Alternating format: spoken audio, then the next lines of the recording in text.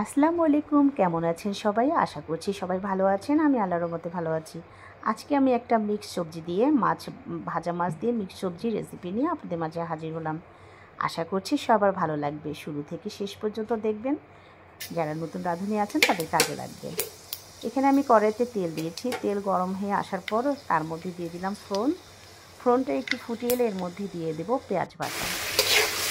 পেঁয়াজ বাটা দিয়ে কিছুক্ষণ এইভাবে নেড়ে চেড়ে আমি একটু লাল করে নেব। তারপর লাল লাল হয়ে এলে এর মধ্যে অ্যাড করব পানি।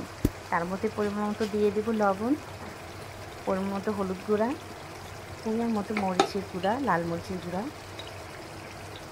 পরিমাণ মতো জিরার গুঁড়া দিয়ে আবারও ভালো করে নেড়ে চেড়ে মিক্স করব।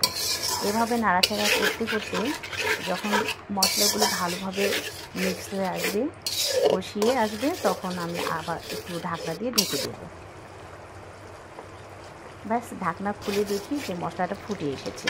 মশলা যখন ফুটে আসবে একটু নেড়েছে, এর মধ্যে আমি দিয়ে দেবো একটু কাঁচামরিচ বাটা। কাঁচামরিচ বাটা দেওয়ার একটা উদ্দেশ্য, সেটা হচ্ছে তরকারির মধ্যে একটু অন্যরকম ফ্লেভার নিয়ে আসে। তো এইভাবে মশলাটা কষিয়ে এলে এর মধ্যে আবার দিয়ে দিচ্ছি আগে থেকে সবজিগুলো কেটে ধুয়ে পানি ঝরিয়ে রেখেছিলাম আলু। তার মধ্যে একটু নাড়াচাড়া করবো। আলুটা দেওয়ার পর একটু নাড়াচাড়া করে এভাবে নাড়াচাড়া করে মিক্স করবো। মিক্স করার পর আবার দিয়ে দিচ্ছি এর মধ্যে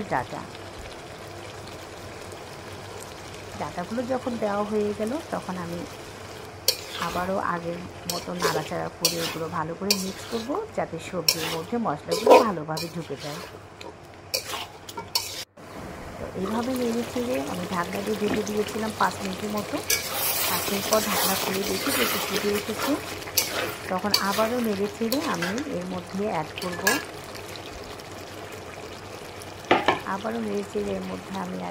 হচ্ছে পটলগুলো। তো পটলগুলো দিচ্ছি, দিয়ে নেড়ে চেড়ে আবারও মিক্স করে নিচ্ছি। যেহেতু পটল অনেক নরম সবজি, তাই আমি আলু এবং ডাঁটা আগে দিয়ে কষিয়ে নিয়েছি।